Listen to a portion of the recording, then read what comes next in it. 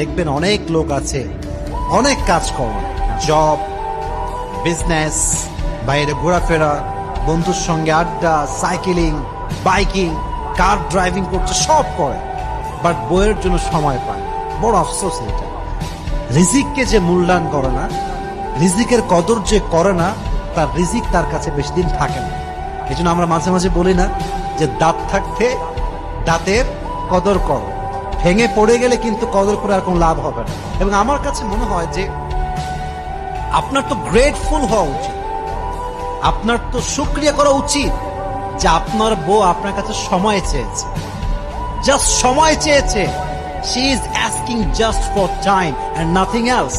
আপনার তো খুশি হওয়া দরকার যে আমার বউ আমার কাছে ঢাকার গুলশানে ফ্ল্যাট চাই নাই, BMW চায় নাই, মার্সিডিজ চায় নাই, iPhone 15 Pro Max চায় নাই, আমার বউ আমার কাছে সময় চায়। আর আমি